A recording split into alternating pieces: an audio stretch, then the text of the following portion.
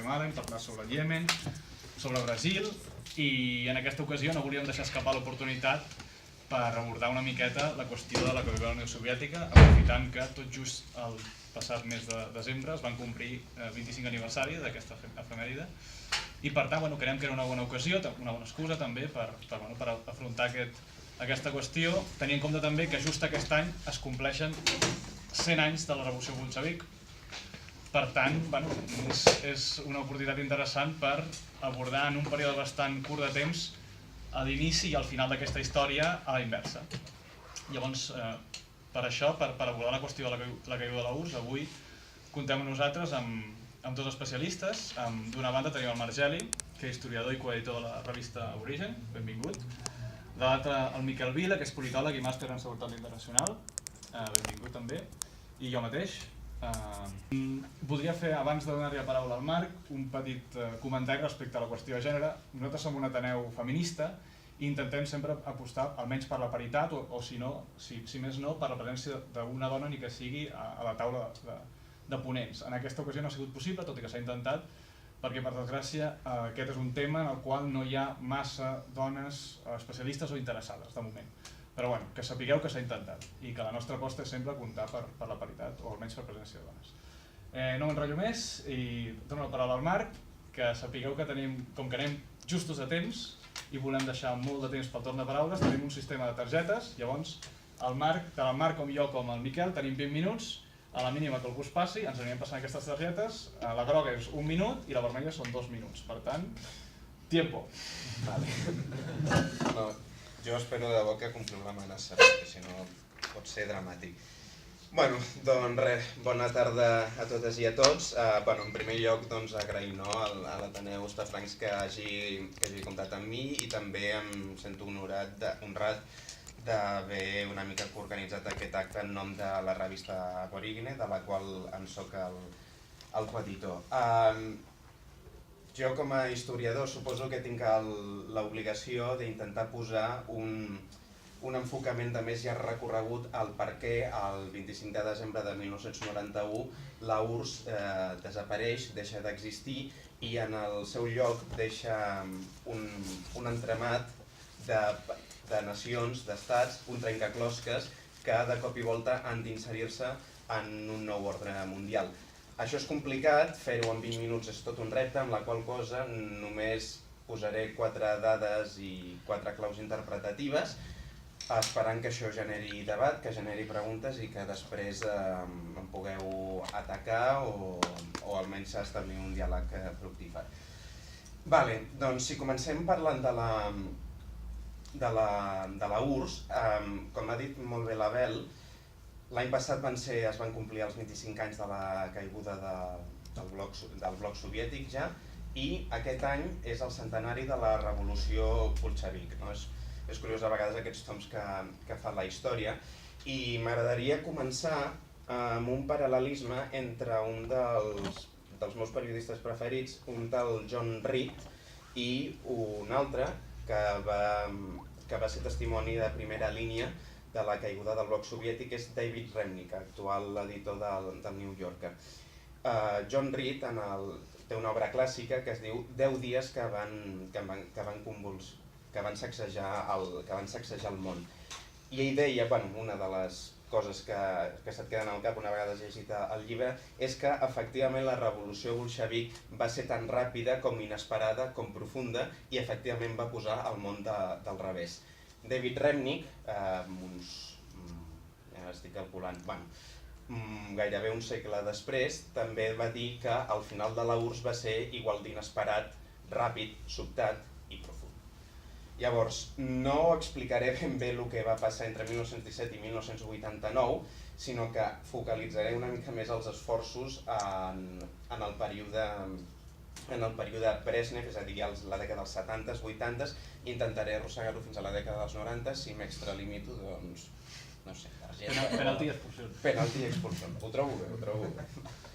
D'acord, però tot i així, permeteu-me que vagi una miqueta als orígens per parlar de la URSS, perquè la URSS va ser en el fons no sé si dir-li producte no desitjat, però almenys com un fill inesperat, per dir-ho d'alguna manera, Doncs, com ja sabreu, més o menys alguns, al 1917 l'objectiu de la revolució bolxevic, un dels grans objectius de Lenin, no era crear un únic pol revolucionari que havia d'estendre la revolució a tot el món, sinó que Lenin considerava que la revolució bolxevic a l'imperi tsarista havia de ser el primer pas perquè la revolució paral·lelament es pogués desenvolupar a altres llocs, i sobretot tenien en el cap Alemanya perquè era el país més industrialitzat, etc.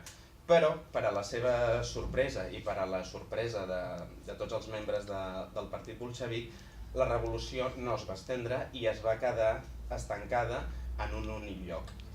Llavors, immediatament, les dues grans qüestions al voltant de les quals gira la construcció de la URSS és, per una banda, com ens hem d'articular políticament. Això s'acabarà traduint en una Constitució al 1924 en la qual estableix que la URSS és una unió supranacional de repúbliques socialistes i soviètiques, i per l'altra, com s'ha de fer viable aquesta nova construcció política. Hem de pensar també que en el moment en què acaba la Guerra Civil el 1921, Rússia portava des del 1914 en guerra, és a dir, 7 anys en guerra que generen literalment milions de morts. Davant de tot això, hi ha dos camins a emprendre.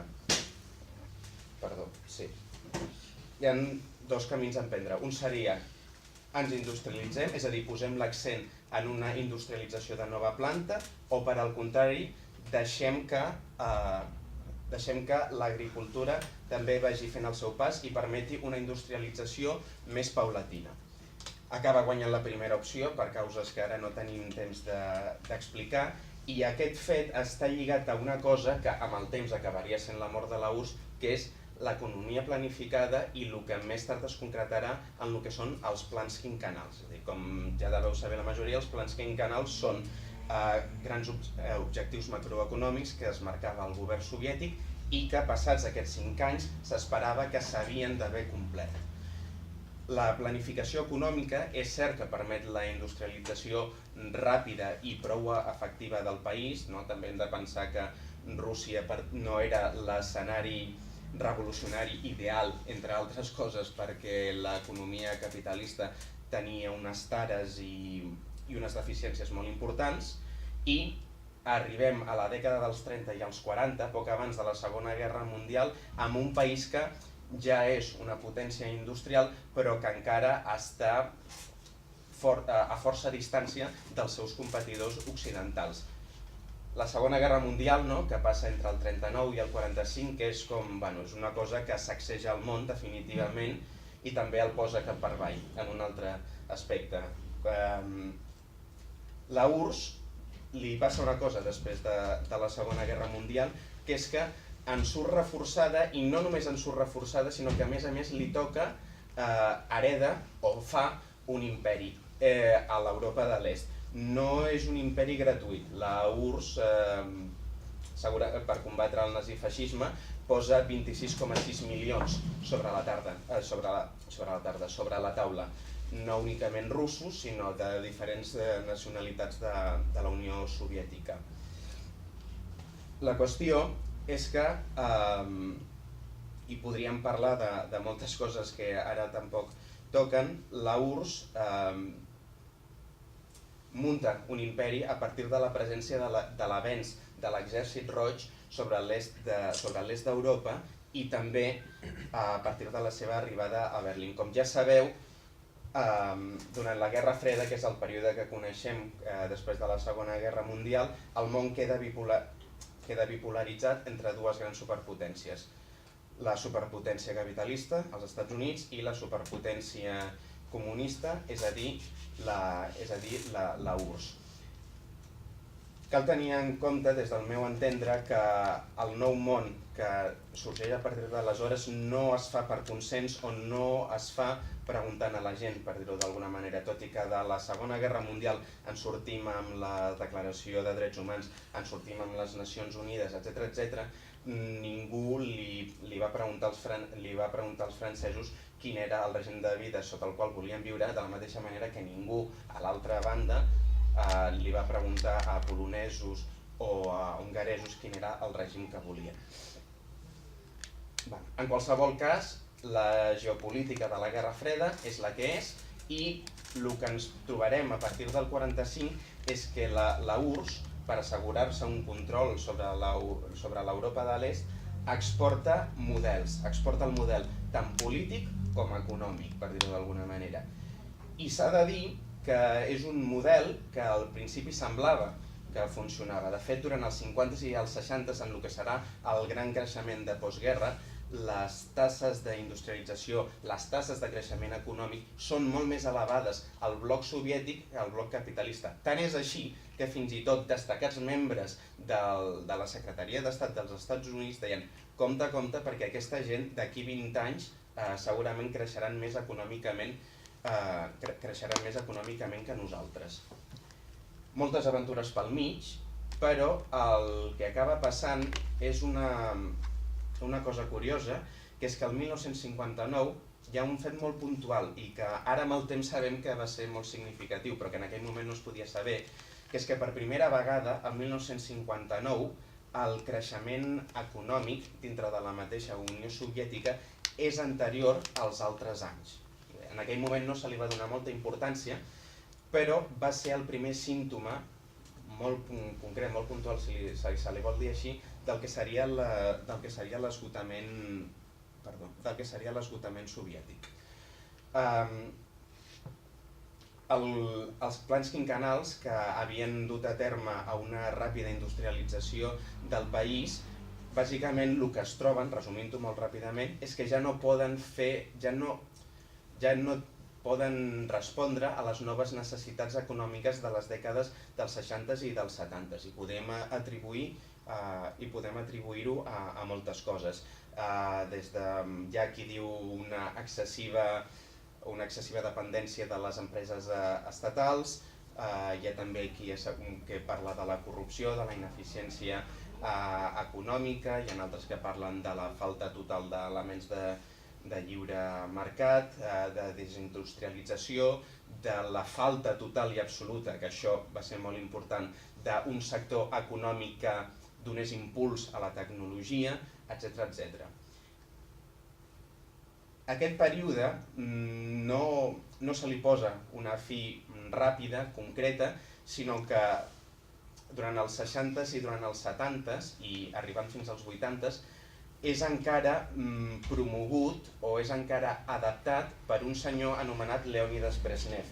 Leònidas Brezhnev decideix prendre una decisió políticament fins a cert punt racional, però que econòmicament també és molt arriscada, que és que decideix mantindre una mediocritat econòmica a canvi de mantenir un statu quo polític i mantenir a les classes més populars més acontentades. És una cosa que ara nosaltres sabem que va ser segurament el suïcidi econòmic de la mateixa URSS.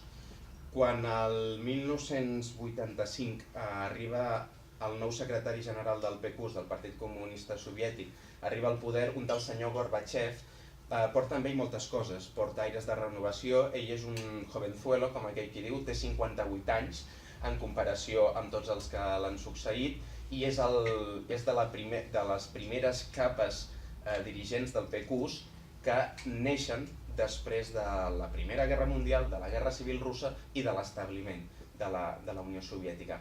Per tant, una persona que amb els seus 58 anyets i tenint en compte, a més que en l'últim any havien mort 3 dirigents soviètics, Brezhnev, seguit per Andropov, gràcies, i seguit per Chernenko, és una senyora que diu, home, almenys algú que com a mínim ens durarà 2 anys. Ja veurem què passarà a partir de quan tingui 60, però la idea és que durés una mica més.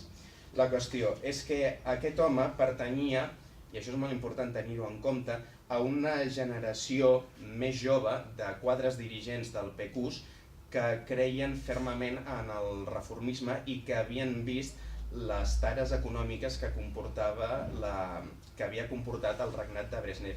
Hem de pensar una cosa, durant la dècada dels 70 el creixement econòmic de la URSS és pràcticament nul. És a dir, la URSS creix a tasses econòmiques que són ínfimes, amb maquinària que està totalment desfasada, poc tecnificada, etc.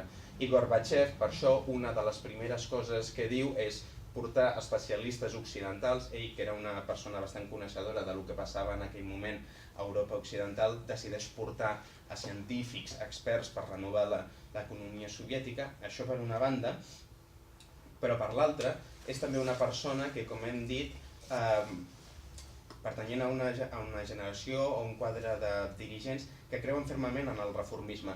Reformisme entenent-ho que, lògicament, no hi havia cap voluntat de trencar amb el comunisme o de trencar amb el socialisme. De fet, Gorbachev es considerava a ell mateix un bon leninista. Ell considerava que precisament la marxa de l'economia a la URSS havia començat a decaure en el moment en què l'accés a la burocratització era massa i en el moment en què es decideix mantenir una mediocritat més o menys daurada a canvi de mantenir un status quo polític i social considerable. Estem parlant de lo que és a nivell econòmic. A nivell geopolític, quina és la URSS de 1985? En el moment en què es forma la URSS, com podeu veure en el mapa, la URSS no era només Rússia, sinó que eren unes quantes repúbliques soviètiques. La URSS era el gran estàndard del que anomenem socialisme realment existent. No era potser el més bo, no era el més òptim, però era el que hi havia i era el socialisme al voltant del qual s'havien de tancar files d'alguna manera.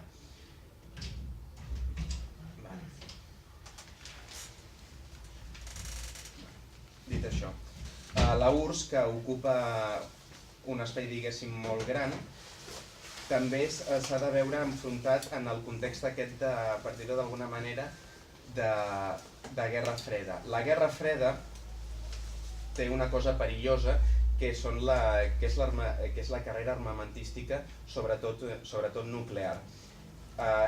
Durant la presidència de Ronald Reagan, als Estats Units, l'administració Reagan fa una aposta molt forta per a reescalfar la Guerra Freda després del parèntesi dels 60s i dels 70s. És a dir, en un moment determinat, l'administració Reagan considera que poden doblegar a la Unió Soviètica amb la cursa armamentística i que no només la poden doblegar, sinó que a més la poden vèncer. En el moment en què coincideixen l'administració Reagan i l'administració, per dir-ho d'alguna manera, Gorbachev, tot això acaba derivant, però, amb unes negociacions internacionals, amb els acords de Helsinki, estaríem parlant de moltes coses, que tenen com a resultat final una reducció considerable dels caps nuclears i dels armaments també nuclears per part de les dues superpotències. Això com afectava també internament a la URSS? És molt important també, perquè segons les dades oficials, les estadístiques del moment, la URSS de Gorbachev gastava entre el 13 i el 15% del PIB, per dir-ho d'alguna manera, en la producció armamentística. 13-15% d'una superpotència que, a més, hem de tenir en compte que si seguim les comptes no oficials, la vida gairebé autònoma que tenien els departaments de guerra, estem parlant de pressupostos que podien arribar a enfilar-se del 30 i el 40% del pressupost. És a dir, que estaríem parlant d'un estat gairebé que dedicava la meitat dels seus recursos econòmics a la carrera armamentística en contra del 10% que podia gastar als Estats Units. I era un ritme que se sabia que tard o d'hora havia de patar per alguna banda perquè senzillament no es podia mantenir. Com vaig de temps? Et queden 3 minuts. Bueno, potser hi ha pròrroga. Ai, potser hi ha... 2 minuts afegits, potser. Vale, d'acord. A veure... D'acord, resumint-ho moltíssim. Hem estat parlant, si fa no fa, de la URSS, però què passava amb l'Europa de l'Est, el que era de facto el seu imperi?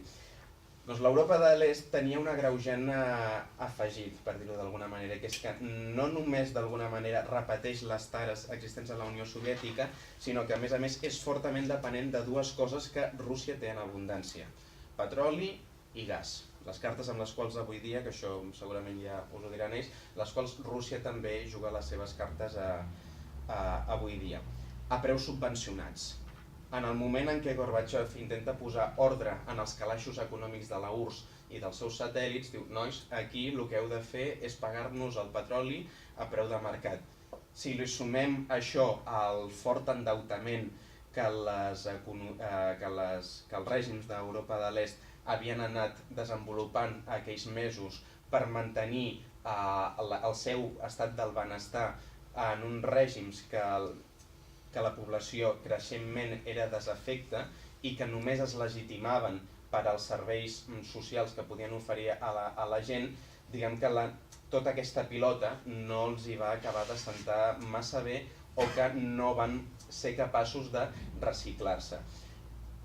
El debilitament econòmic arriba a tal punt que quan arriba la caiguda del mur de Berlín al 89 i en el plaç d'uns pocs mesos tot el bloc soviètic cau com un efecte dominó, el que ens demostra això segurament és que les economies del bloc oriental eren molt més dèbils del que en un moment s'esperava, i la segona, que és que la majoria, i això serà clau per enllaçar-ho amb el següent punt dels meus companys, la majoria de dirigents tant de Rússia com de les antigues repúbliques soviètiques, el 1990-91 en un procés bastant complex ja la URSS i tots els seus integrants s'acaben dissolent també, els nous dirigents de Rússia, d'Hongria, de Polònia, etc., ja no feia temps que ja no creien en el socialisme i les seves mirades van començar a mirar cap a una altra banda. L'epicentre, per dir-ho d'alguna manera, va passar d'estar a la URSS, Rússia, a estar-ho a l'Europa occidental. I també als Estats Units, a la Unió Europea i sobretot a la OTAN. Acabo amb un últim tema. Una de les violacions segurament més flagrants en els acords tàcits no escrits en els quals va arribar Gorbachev i l'administració Bush després de la caiguda del bloc soviètic va ser que la OTAN, de cap de les maneres, podia instal·lar-se a Europa de l'Est perquè s'entenia que era una zona d'influència russa. Quan a la dècada dels 90 la OTAN s'instal·la en els països de l'est i comença tot el sarau, que ja us explicaran a continuació, suposo, dels escuts antimissils, etc., les arrels no estan, per dir-ho d'alguna manera, en el desig d'uns determinats règims de l'Europa de l'Est de protegir-se davant de l'amenaça de l'os rus, sinó que hi hem de veure segurament arrels més profundes dels Estats Units de posar noves fronteres a Rússia dient: vosaltres ja no sou la Unió Soviètica i el que heu sigut segurament ja no ho tornareu a ser mai més. Acabo amb una última reflexió, no he pogut parlar de res de la Rússia dels 90 i de Yeltsin, magnífic, que és que un parell de reflexions finals.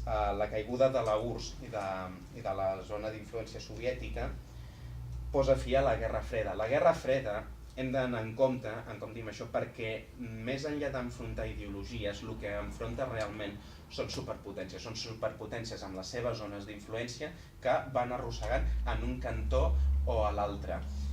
El fet d'identificar la caiguda de la URSS i del sovietisme a la caiguda del comunisme i per tant a la fi de la història i per tant, com diria Bush pare en el discurs de l'estat de la Unió el 92, gràcies a Déu hem guanyat la guerra i hem vençut el comunisme, no és tant això com el fet que se li ha volgut atribuir o s'ha volgut veure el fi de la URSS com la fi a l'alternativa al capitalisme que es va instal·lar el 1917. I de fet, perquè això és la història, té aquestes coses, i acabo, últimament s'ha instal·lat en la premsa una narrativa per la qual els russos a la dècada dels 90, amb l'arribada de Yeltsin, havien entès que volien democràcia, que no volien més comunisme i que volien el capitalisme com a porta de la seva llibertat.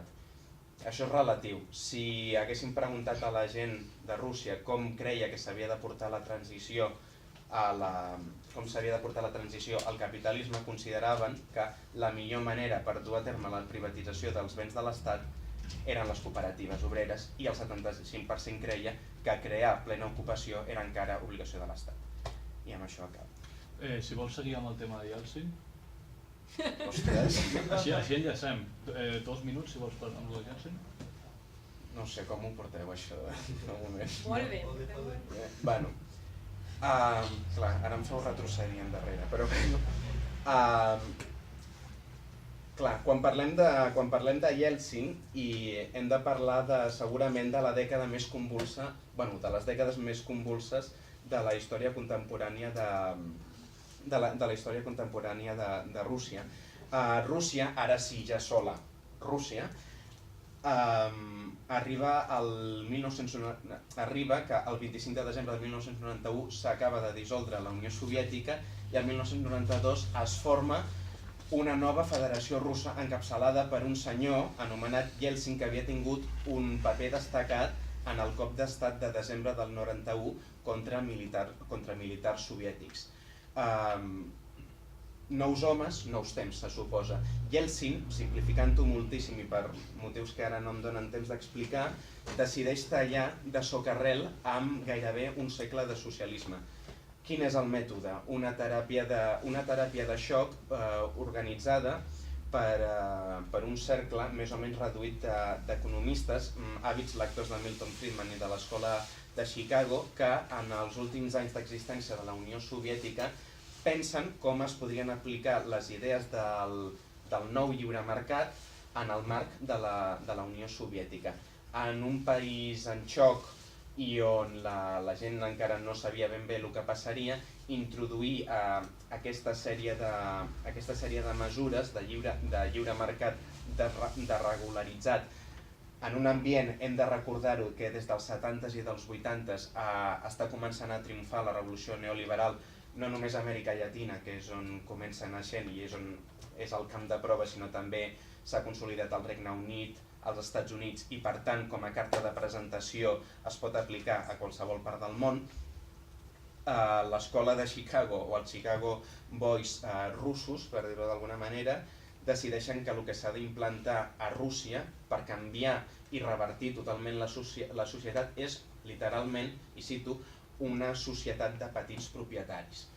La societat de petits propietaris és una fal·làcia. A l'hora de la veritat, només un 14% de la població russa va tenir possibilitats de comprar accions de les empreses estatals, de poder ser partíceps d'aquesta nova societat de propietaris. En el seu lloc, el que es genera és el que encara hi ha avui dia, que és una societat bàsicament d'oligarques. Els oligarques, sociològicament, provenen de l'antiga nomenclatura soviètica. Són els que en els dies finals de la URSS, en el nou tauler, en la nova composició social i política que s'estava jugant aquells dies, saben posicionar-se en les indústries claus, en les vendes claus de les indústries, de les economies, i són els que en acabaran sortint més beneficiats i són els que de facto durant la dècada dels 90, amb Yeltsin al poder, són els que controlaran el país. De fet, quan el 98 Yeltsin ha de marxar per potes perquè l'economia russa col·lapsa a causa de les reformes neoliberals, són els oligarques els que decideixen quin ha de ser el seu successor. Havia de ser una persona que a priori no portés problemes al país i que no fos un obstacle per al poder dels oligarques. Aquest senyor es deia Vladimir Putin. Les coses no van anar exactament com s'esperaven i crec que amb això puc tancar-ho afegint una última cosa, i dono pas a l'Abel, que és que efectivament no va haver-hi conte de fades a la dècada dels 90 a la URSS. Si de cas el que va haver-hi ja només al 93 va ser un 2.250% d'inflació, un augment espectacular dels casos d'alcoholisme, de suïcidi, col·lapse dels serveis públics bàsics etc. Una desgràcia que a més s'acaba en què a la dècada dels 90 Rússia té 3 milions d'habitants menys. Però fins aquí... Moltes gràcies, Marc. A tu. Has dit tantes coses interessants, hosti, venen ganes de començar el debat ja, però faré un esforç per centrar una miqueta en el guió que tenia marcat. Precisament, les mesures aquestes de xoc liberalitzadores que comentava el Marc, sobretot eren liberalitzacions de preus que provoca una inflació que, com bé comentava, en alguns moments arriba fins al 2.500, és a dir, els preus es multipliquen pel 25% al 92 i al 93, després durant la resta de la dècada dels 90 va baixant al 100%, 80%, però sempre es manté per sobre del 20% de mínim. Privatitzacions massives que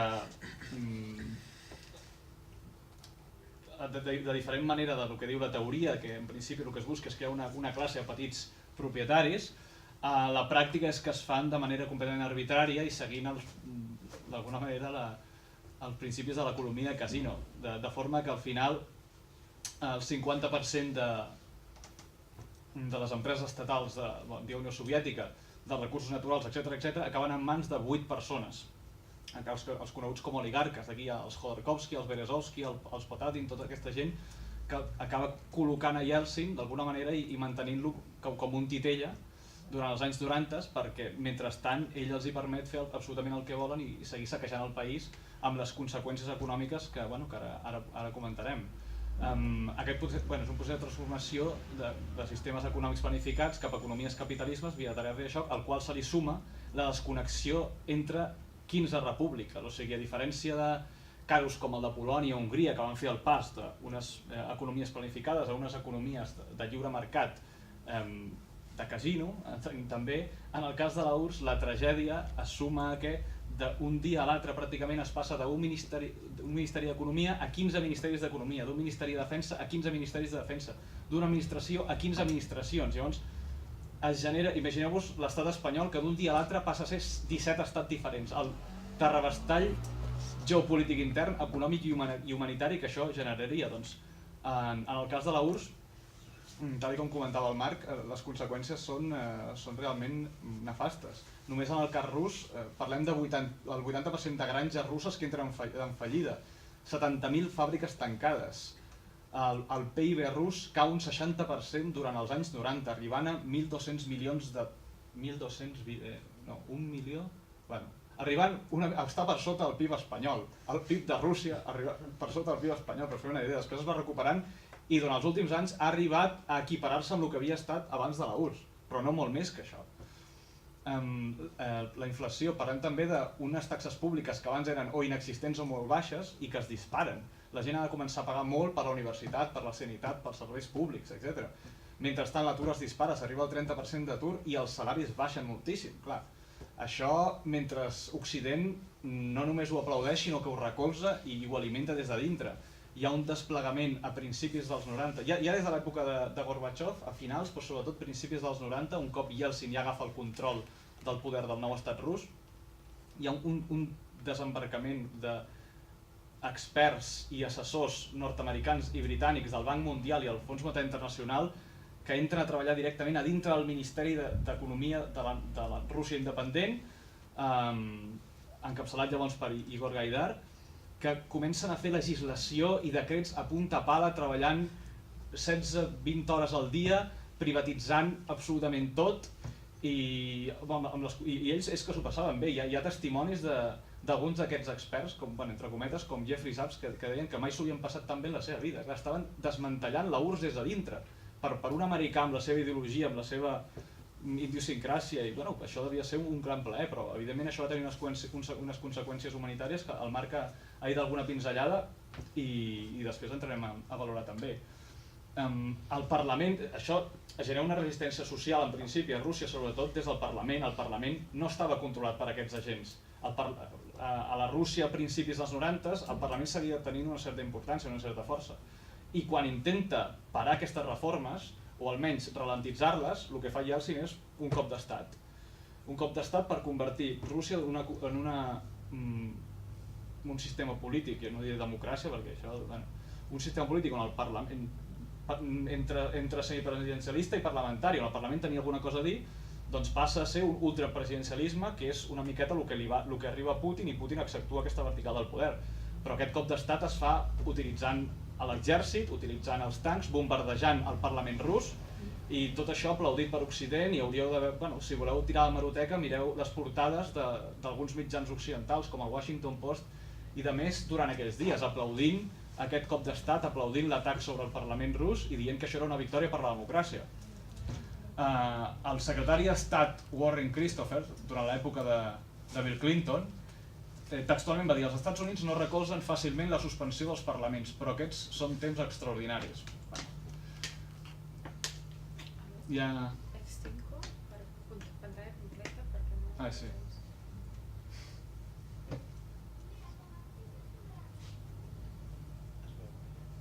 Vale. Llavors, pel que fa a la catàstrofe humanitària que comentàvem, clar, Vladimir Putin el 2005 a la conferència de seguretat de Múnich va dir que la caiguda de la URSS havia sigut la catàstrofe geopolítica més important del segle, o més traumàtica del segle XX. Aquesta catàstrofe geopolítica, evidentment, pels interessos russos, el que segur que va ser és una catàstrofe humanitària. Si al 1989 hi havia 2 milions de persones que tenien menys de $4 als països d'antiga URSS, al 1995 passen a ser 74 milions, el 55% de la població. 37 milions d'aquests en situació de pobresa extrema a Rússia, que no tenien pràcticament ni per menjar, ni per arribar a final de mes, evidentment. Els salaris cauen en picat, l'atur es dispara, i aquí una sèrie de dades una miqueta representatives de la situació que es viurà llavors. El número de drogadictes es multiplica per 900 a Rússia, del 1994 al 2004, arribant fins a 4 milions d'heroïnòmens el 2004. Els portadors del VIH passen de 50.000 l'any 95 a 1 milió el 2007.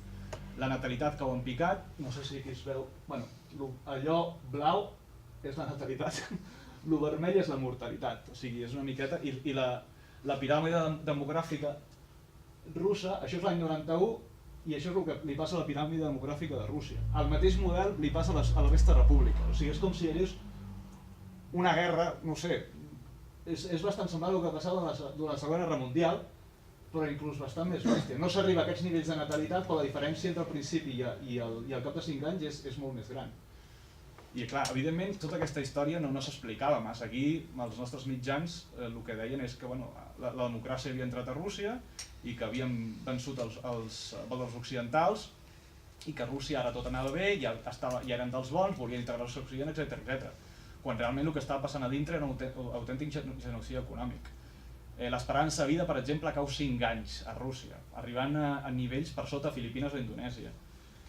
El nombre de suïcidis es doblen durant aquests anys, els crims violents es multipliquen per 4 i en total tornen a malalties que havien estat erradicades com la diftèria i el còlera, i en total parlem de 6,6 milions de morts com a conseqüència de la caiguda de la URSS a Rússia i de les polítiques econòmiques de xoc que es van aplicar. En total 9 milions de morts a les 15 repúbliques soviètiques pel mateix motiu. Passant a un altre... això, no sé si es veu, aquest és el Yeltsin, aquest és el Bill Clinton, llavors eren superamigotes. Rússia no molestava, llavors estava bastant fet a caldo, tant en l'econòmic com en el polític. Estats Units, mentrestant, invaïa països amb impunitat, bombardejava Iugoslàvia, la OTAN s'anava expandint cap a l'est sense que Rússia digués res, llavors era fantàstic. Ja els agradaria que tornés a ser així, per això Putin molesta tant, potser. Sense que tingui massa simpatia pel personatge, però és que al final les coses són bastant òbvies. Una altra de les conseqüències, relacionant amb el que comentava abans, és la caiguda de població, evidentment.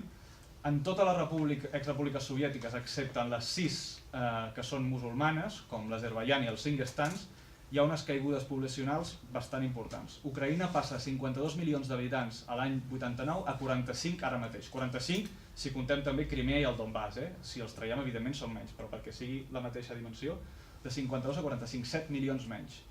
Evidentment hi ha el tema del creixement demogràfic negatiu, però també molta migració que marxa. Molta migració que marxa cap a Rússia i cap a Occident també. Geòrgia passa de 5 milions a 4,5. Rússia passa de 149 a 143, que serien molts menys si no contem aquí tots els immigrants que han vingut de les altres 14 repúbliques, sobretot de l'Àsia Central. Hi ha milions de treballadors de Turkmenistan, d'Uzbekistan, del Kirguizistan, treballant de forma miserable i per 4 duros i sense cap tipus de drets laborals a Moscou, a Sant Petersburg i altres grans ciutats russes, sobretot a la construcció. Si no fos per aquesta població que ara es compta com a russa, o com a almenys habitants d'allà, parlaríem que Rússia ara mateix hauria caigut la població uns 20 milions d'habitants entre el 89 i l'actualitat. Armènia per població també, Bielorússia, Moldàvia, inclús els bàltics, aquests miracles bàltics que d'alguna manera es presenten com a models d'èxit des d'alguns sectors occidentals, també perden molta població. I no només població de les minories russes que se'n va a Rússia, que això són bastant poquets, sinó molts habitants d'aquestes tres, d'Estònia, Letònia i Lituània, que simplement veuen que en els seus propis països, les seves noves repúbliques independents, no tenen possibilitats per desenvolupar-se, per trobar feina, i acaben marxant. Molts d'ells marxen als països nòrdics, altres també al Regne Unit, i en proporció són els que curiosament més pateixen aquesta davallada demogràfica, perquè tot i que les caigudes de població són menors, les seves poblacions en origen també són menors. Llavors, clar, estem parlant que Estònia ha perdut un 30% de la seva població des de la caiguda de la URSS. Letònia un 25%, Lituània un 20%. Clar, i aquests són els tigres bàltics, els models a seguir per la resta de les repúbliques, doncs ja em direu quines mesures s'han aplicat allà. Un altre aspecte a vegades oblidat són els diferents conflictes. Jo vaig fent pinzellades, vaig llançant idees i després això en el debat, si voleu, podem aprofundir una miqueta més. A diferència del cas de Iugoslàvia, moltes vegades des d'alguns mitjans o alguns sectors a Occident sempre s'ha vengut la idea de que la caiguda de la URSS va ser pacífica i que, afortunadament, i tot i tenir l'arsenal nuclear més gran del planeta, allò no se'n va anar de mare i va anar tot bé, va ser un divorci civilitzat entre 15 repúbliques i ningú va prendre mal. La veritat és que la realitat és molt diferent a això, i tot i que és cert que no va haver-hi conflictes bèl·lics a gran escala entre diferents estats, per exemple entre Ucraïna o Rússia o entre Rússia i Kazakhstan, sí que va haver-hi una sèrie de conflictes que, sumats tots ells, generen un balanç humanitari bastant preocupant. La primera d'elles és la guerra civil del Tadjikistan, que genera entre 50.000 i 100.000 morts, 1.200.000 desplaçats. Aquesta és una guerra civil entre les autoritats que hereden el control del Tadjikistan i l'oposició internacionalista amb el suport d'islamistes que es rebel·len, i hi ha una guerra civil que dura 5 anys amb unes conseqüències devastadores per a aquella ja molt empobrida República Central. Tenim la primera guerra txetxena, que genera entre 40.000 i 80.000 morts i més de 500.000 desplaçats. Txetxènia volia independitzar-se de Rússia i ho va aconseguir a partir d'aquesta guerra, mitjançant aquesta guerra, fins que l'any 99, quan Putin arriba al poder, una de les primeres coses que fa és enviar l'exèrcit cap allà i recuperar el control de Txetxènia. Tenim el cas del Nagorno-Karabakh, també uns 40.000 morts aproximadament, entre els armenis d'Azerbaidjan i l'Azerbaidjan independent pel control sobre el Nagorno-Karabakh, que finalment s'imposen els armenis, i aquest a nivell de desplaçats és segurament el cas més traumàtic. Uns 400.000 armenis i uns 800.000 azeris acaben desplaçats i hi ha sendes neteges ètniques i ara mateix no queden armenis d'Azerbaidjan a part de la part del Nagorno-Karabakh i no queden azeris a Armènia. O sigui, és una cosa... I segurament de tots aquests és el més preocupant perquè si és veritat que hi ha 4 conflictes no resolts, aquest és d'entre els no resolts els que té unes possibilitats més grans de tornar a que les hostilitats, als combats oberts, tal com va passar l'abril de l'any passat, el 2016. Després tenim els 3 conflictes que s'anomenen congelats, la Transnístria, Ossètia del Sud i Abkhàzia, i per últim el més desconegut segurament, el del Prigorod Oriental, que és un conflicte entre Ossètia al nord i Ingussètia pel control d'una zona disputada i que també va generar uns 60.000 desplaçats.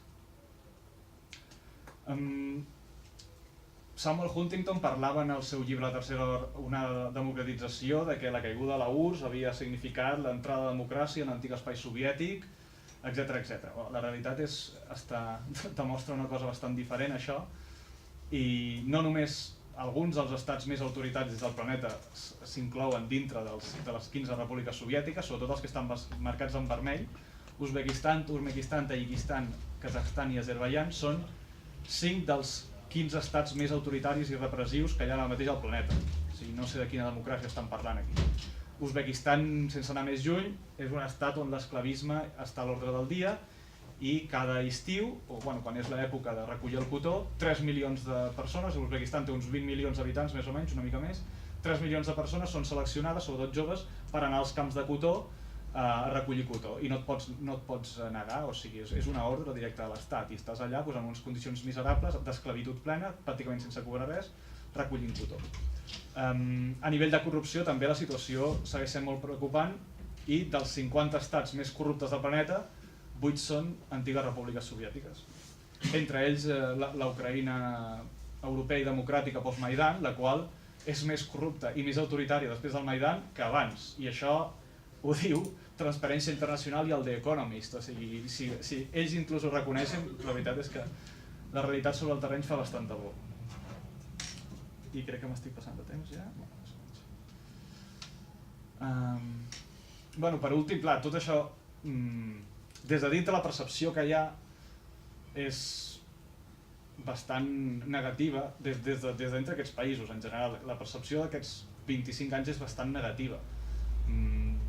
Poques vegades la gent parla amb il·lusió o amb, no sé, amb esperit positiu d'això que ha passat aquests 25 anys entre qüestions econòmiques, conflictes, repressió, corrupció, autoritarisme, depèn del cas i depèn del país més d'una cosa o més de l'altra.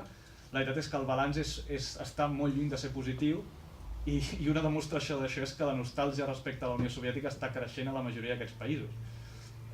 Fa uns mesos va sortir una enquesta, van sortir del tema de la nostàlgia, es va preguntant i tal, però aquesta és bastant reveladora.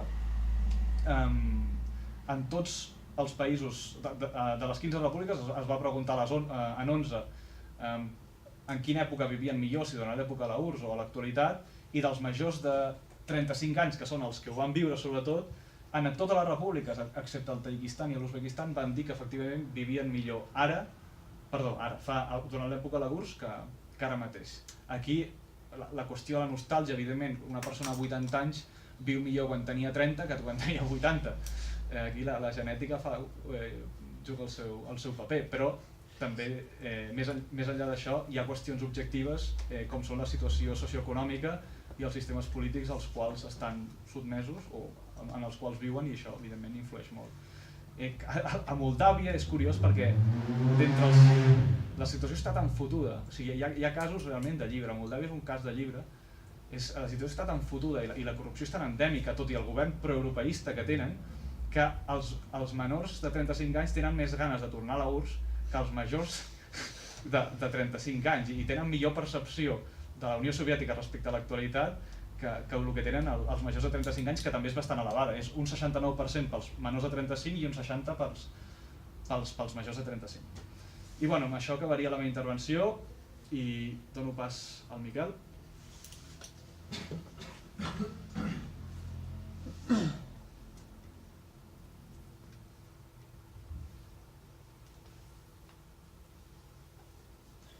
Bueno, primer de tot, donar-vos les gràcies tant al Marc com a l'Abel per la introducció que heu fet i per el que heu plantejat, i miraré d'agafar el fil justament on ho ha deixat l'Abel, una mica doncs finals dels 90, principis, potser a la segona, finals de la primera dècada del segle XXI, principis d'ara, i m'agradaria plantejar doncs, una mica el que m'agradaria tractar és tot el tema que estem vivint ara, no parlaré tant del passat, sinó més del present, de com s'està vivint avui dia, sobretot als nostres mitjans, aquesta renovada Guerra Freda, que plantejo que s'està lliurant als nostres llars, perquè ara mateix, potser segurament el front més important en el que s'està dotant és a l'era mediàtica, és a l'era propagandística. Jo considero que si hi ha una lliçó que va aprendre la Rússia actual de la caiguda de la Unió Soviètica és el tema de la guerra de la propaganda. Crec que en aquest sentit va entendre, és a dir, l'actual govern rus ha entès perfectament que una de les batalles que va perdre va ser que al final el relat occidental sobre el que era la Unió Soviètica es va acabar imposant fins i tot dins les seves pròpies fronteres. En aquest sentit, hem vist que a partir de l'any finals de l'any 2008-2010, aquesta època, comencen a sorgir portals de notícies, com és el Russia Today, que imagino que més o menys tots coneixem, més o menys serios, però existeixen, i l'Sputnik, que miren de treballar des de... És a dir, miren de donar una narrativa sobre la situació internacional des d'una perspectiva russa. En aquest sentit, des dels nostres mitjans, això es descarta de forma ràpida com a propaganda, mirant a l'hora que es planteja que la informació que es fa aquí, òbviament, és una informació més objectiva, però bueno, una mica el que m'agradaria plantejar en aquesta part de la xerrada és mirar de desmuntar o de veure realment fins a quin punt aquesta propaganda és realment qui dels dos està fent més propaganda. Un dels temes que havia plantejat, que ha comentat el Marc, és aquest pacte tàcit de no expansió de l'OTAN, de les fronteres de l'OTAN cap a l'est, que es signa que no signa perquè un pacte tàcit, però que s'acorda entre la Unió Soviètica i els Estats Units.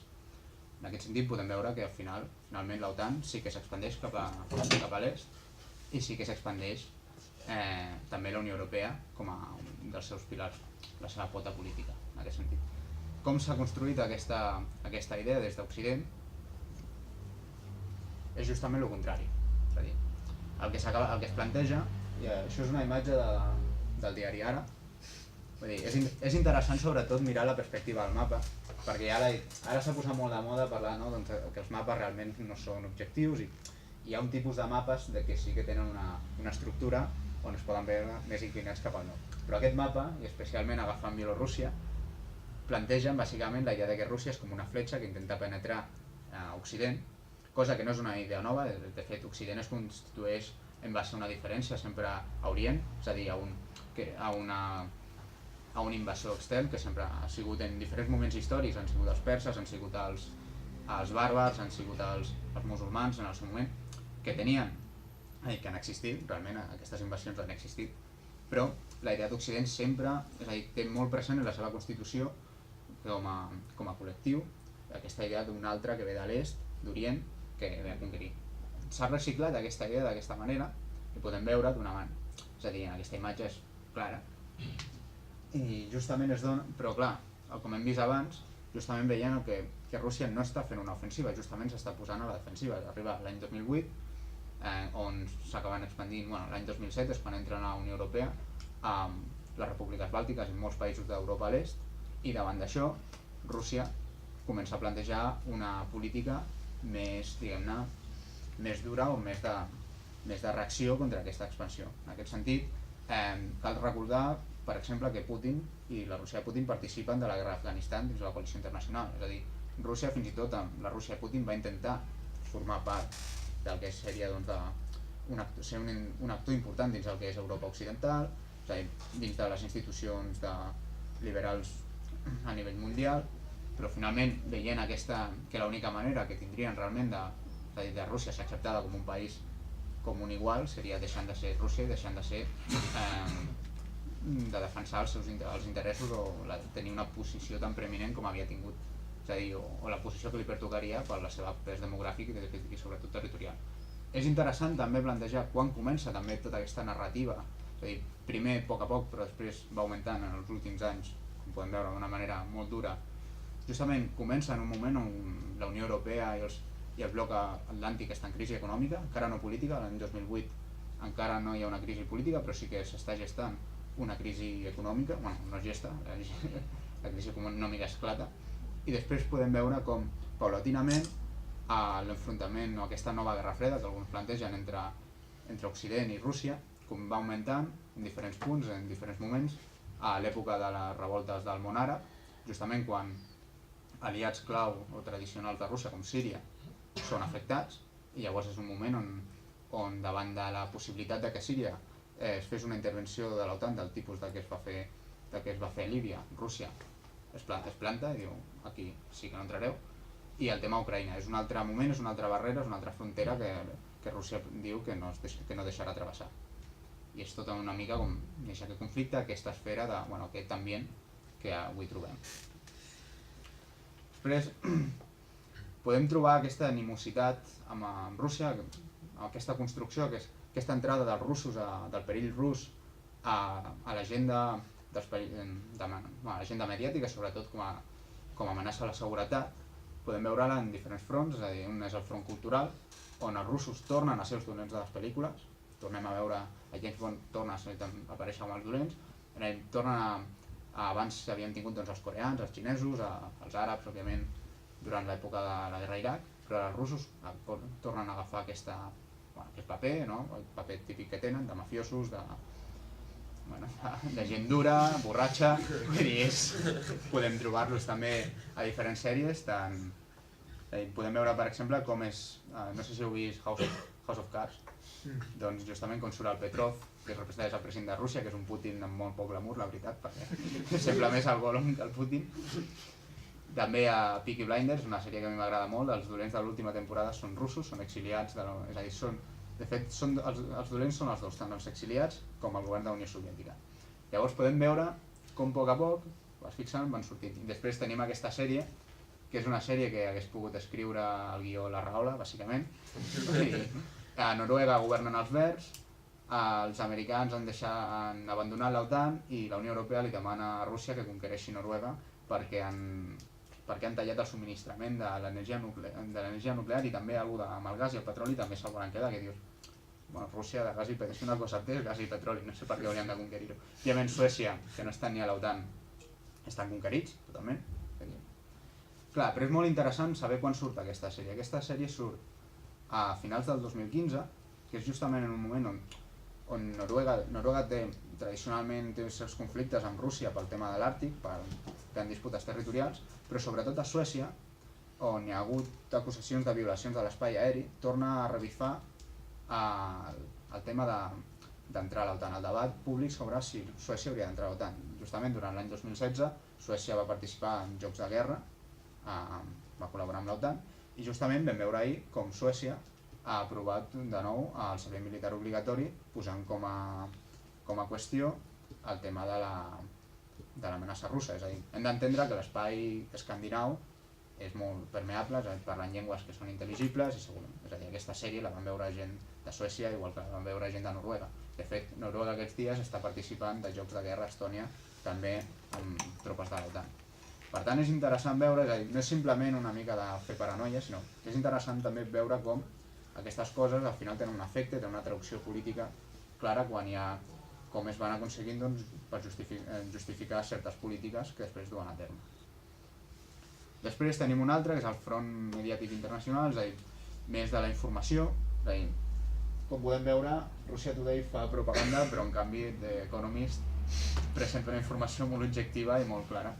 Aquesta portada, avui el New Yorker, abans que ha sortit, també ha presentat una portada on surt Putin, on presenten la idea de que, tot el tema, de que Donald Trump és un titella de Putin, i podem veure també com es construeix la notícia sobre, per exemple, no sé si es pot llegir, però aquí parla de Spiegel, que en principi és premsa progre tipus El País d'Alemanya, on planteja que Rússia ha fet una agressió a Síria.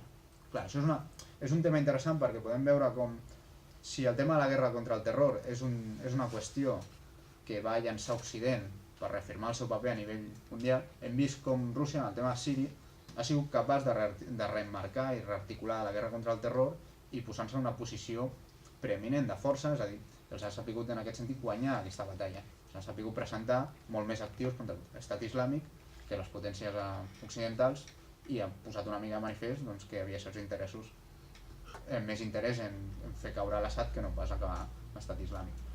Davant d'això, el que veiem és una construcció de Rússia com un agressor en aquesta guerra. Agressor a qui? Això estaria bé preguntar-ho, perquè segons la llei internacional té tot el permís de l'únic govern reconegut i que té cadira a les Nacions Unides, que és el govern de l'Assad. Per tant, com a agressor no està agredint a ningú, realment, sota cap mena de llei internacional, però s'ha construït aquesta idea. Després trobem també, això és una notícia del diario.es, també premsa molt d'esquerres, però és una notícia reciclada del The Guardian. Això també és un costum que està en aquest país, que agafes un diari i trobes articles del New York Times i del The Guardian traduïts que ho presenten com una cosa superguai per dir, bueno, aquí no són provincians, però de fet és una qüestió molt provinciana el fet d'acabar important idees directament sense entendre que tu ni ets anglès ni ets americà i per tant hauries de, les relacions internacionals les hauries de construir una mica enfront amb la teva realitat. Aquesta idea, no? La idea de la propaganda russa, de davant, també és una idea que exploraré una mica més ara en les properes. És la idea aquesta, no? Sobretot amb el tema que hem vist ara de Trump i de Clinton, la idea és impossible que Donald Trump hagi pogut guanyar als Estats Units. Això és que els russos han hackejat les eleccions.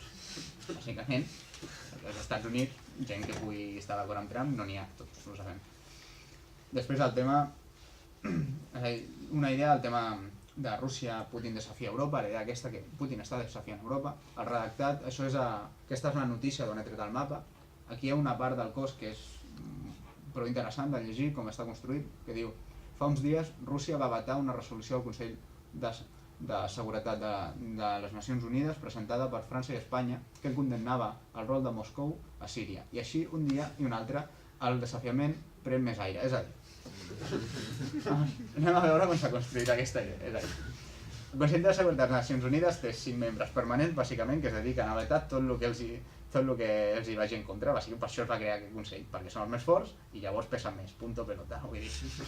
Els hi presenta una resolució rajant dels russos, i els russos tenen els sants pebrots de vetar-la perquè estan en contra, i això se suposa que és un desafiament. Això és el diari Ara, un diari que s'han donat com a prou sèrio, no? Llavors el tema també, no? Ens conté una altra notícia de TV3, vull dir, perquè és interessant també, no? És a dir, Catalunya va ser un país on va sortir el no a l'OTAN quan es va votar, però ara podem veure com els mitjans catalans bàsicament reprodueixen un missatge que acaba reforçant aquest bloc geopolític, és a dir, i d'una manera molt poc crítica, és a dir, tant que mola molt, no? A Catalunya donar-se que són més d'esquerra, són més progres, vull dir, ells estan mirant, no les he posat, però notícies del Mundo o de la Razón fins i tot, mira, la Gaceta en això tenen una postura una mica més diferent, al de l'economia sí que pots trobar alguna postura diferent, però que pots veure la premsa, un relat molt equiparable a la narrativa de la premsa espanyola i premsa internacional de tota Europa. Vull dir, per tant, volia sobretot posar mitjans catalans perquè es vegi que això al final és el que veu la gent. TV3 és el canal de notícies més vist a Catalunya. I després interessant, això ja és una notícia que apareix a la pàgina web de l'OTAN, que és, per tant, on justament la narrativa de que els moviments populistes i la propaganda russa té com a objectiu desestabilitzar la Unió Europea i l'OTAN. Aquí es diu literalment que els moviments populistes són un dels aliats i de les eines que fa servir Rússia en la seva guerra híbrida contra Europa i l'OTAN, és a dir, està plantejant que els moviments populistes són un element de guerra, és a dir, una eina de guerra. Això és un gir que s'ha de tenir, és a dir, és un matís important, no només perquè veiem que aquest relat després es reprodueix en els mitjans normals, sinó perquè el fet de plantejar que els moviments populistes ja no... És a dir, una cosa és que l'OTAN, òbviament, si tu estàs rajant tot el dia de l'OTAN, doncs algú publicaran articles de gent que diu que òbviament aquests moviments són una porqueria perquè rajen de nosaltres. Això, fins a cert punt, pots entendre que és la seva defensa legítima de defensar la seva institució. Però en el moment que consideren que aquests moviments polítics, ja no des de la vessant de discrepància política, sinó que són una amenaça per la seguretat, estem fent un gir que pot ser certament perillós i sobretot que posa la democràcia en un sentit en qüestió, i després també hi podem veure com després això torna a tenir fruits. Per exemple, podem tenir l'opinió que tinguem sobre Marine Le Pen, però ahir li van treure la seva immunitat com a parlamentària al Parlament Europeu. És a dir, podem veure com tot aquest tipus de moviments comencen a plantejar-se com a amenaces a la seguretat i després acaben tenint una transmissió. Això és una recuperació d'una retòrica de la Guerra Freda, de fet. És a dir, la idea que els partits comunistes són titelles de Moscou no és nova.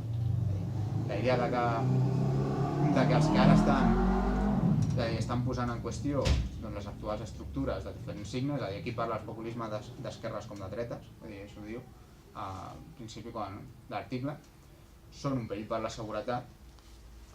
És un tema que en l'època de la Guerra Freda és una retòrica macartiana que va portar realment, és a dir, va portar gent a morir, vull dir, a ser perseguida en alguns contextos. Clar, això ja no és un diari com el d'Economist, que estan bojos i enfadats perquè ha guanyat Donald Trump i ha sortit el Brexit, sinó és un article que surt a la pàgina web o de la revista oficial de l'OTAN. Per tant, això ja té un cert perfil una mica més dur, per entendre-ho. Llavors, ja per acabar, doncs, plantejar aquesta idea de com veiem que s'està fent servir l'altre rus en un moment on tant l'OTAN com la Unió Europea tenen unes fractures internes molt fortes, com es poden fer servir, és a dir, com es volen utilitzar d'una banda com a cohesionador. És a dir, és molt important perquè també existeix una fractura no només entre gent que està a favor de la Unió Europea i no, sinó entre les mateixes fronteres de la Unió Europea. Podem veure una fractura molt dura entre el que és Europa Oriental i Europa Occidental. D'una banda, el discurs que es construeix per intentar convèncer Europa Occidental del perill que suposa Rússia és que és un país retrògrad, conservador, autoritari i perillós, i el que es fa servir bàsicament a Europa Oriental és que són grans i us conqueriran i punt. Ja crec que allà pot tenir cert funcionament, però veiem aquesta certa disglòsia entre aquest discurs. No sé com ho aconseguiran combinar, perquè Europa Oriental, jo crec que els valors conservadors de Rússia, jo crec que és un dels temes que els hi pot tenir cert apel·latiu, per no dir que potser ells encara en alguns països poden ser encara més conservadors que ells. Llavors també es pretén fer servir, es comença a fer servir, no sé si tindrà èxit, això és una cosa que està en construcció, que veiem és una batalla cada dia que no és només entre Rússia i l'OTAN, sinó també a nivell intern, diferents moviments polítics, com a forma per tancar certs debats que no tenen una altra manera de tancar. És a dir, veiem ara mateix que el que és el liberalisme europeu no és capaç de construir una alternativa cap als diferents moviments populistes i sobiranistes. Llavors, davant d'això, l'opció fàcil que tenen és bàsicament deslegitimar-los o simplement descartar-los, ja no només com a titelles russos, sinó fins i tot com a eines de guerra híbrida en mans de Rússia, com podem veure en l'intent que intenta fer l'OTAN. És una manera de mirar tancar la idea de la fi de la història. També crec que existeix el tema de que Rússia hagi aconseguit construir una alternativa capitalista, perquè al final és un país capitalista, no liberal, i sobretot que hagi estat dins l'òrbita liberal i n'hagi sortit, és a dir, que el liberalisme no ha aconseguit arrelar, igual que tampoc ha arrelat a Europa de l'Est. Planteja d'alguna manera un equivalent al que li va passar al socialisme, és a dir, sobretot tant el socialisme com el liberalisme són ideologies de la modernitat, i les ideologies de la modernitat tenen com a factor fonamental presentar-se com a ideologies del porvenir, no sé la paraula en català, del que ha de venir, és a dir, del futur. És a dir, el gran argument del socialisme era que això era el rumb inexorable que tenia la humanitat, que en el moment que cau la Unió Soviètica jo sí que crec que és un sotrac fortíssim, i el fet del liberalisme, després d'allò, era la idea que el món s'havia de democratitzar i tothom havia d'agafar els valors liberals. Justament, crec que és molt important que aquesta guerra de propaganda, tant la que ve des de Rússia com la que es produeix des d'aquí, fa molta por, justament en un context de crisi política del que és l'OTAN i de la Unió Europea, del bloc atlàntic i el món liberal occidental, perquè justament trenca amb aquesta narrativa de que al final només hi havia un camí, que era el liberalisme, i que anava a triomfar. Està veient que està produint unes ruptures fins i tot a nivell intern. I per això jo crec que, a part de la translació que podem fer com a justificació simplement de polítiques de l'OTAN i de la Unió Europea i de defensa que es van aplicant, també crec que existeix una necessitat interna de la pròpia narrativa del bloc occidental per sobreviure, que és la necessitat de dir que és l'únic model que existeix i l'únic model que pot funcionar. I per tant crec que aquesta agressivitat també ve una mica d'això, d'aquesta desesperança en aquest sentit, i bueno, amb això acabaria i obriríem el debat, que crec que hem dit prou coses els tres per parlar un rato. Moltes gràcies.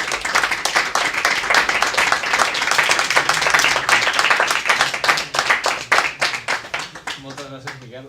Esmentaves algun mitjà de comunicació català, com l'Ara o TV3, i justament ahir al 324 se'ls hi va escapar confondre l'exèrcit rus amb l'exèrcit roig. I ho van anar repetint, o sigui, i ho tinc gravat, perquè vaig flipar tant. Parlaven d'una incursió, bueno, aquesta aproximació que van fer el 2014 l'aviació russa, bueno, una petita operació per tastar les defenses sueques i tal, doncs en lloc de dir l'exèrcit rus van dir el 2014 l'exèrcit roig va intentar, no sé si va ser una patinada o què, però bueno, ahí queda. Enllaça una miqueta amb això que comentaves de tornar, saps, aquest esperit, aquest clima de guerra freda cada cop més evident. Bé, bueno, moltes gràcies als dos, unes intervencions molt interessants.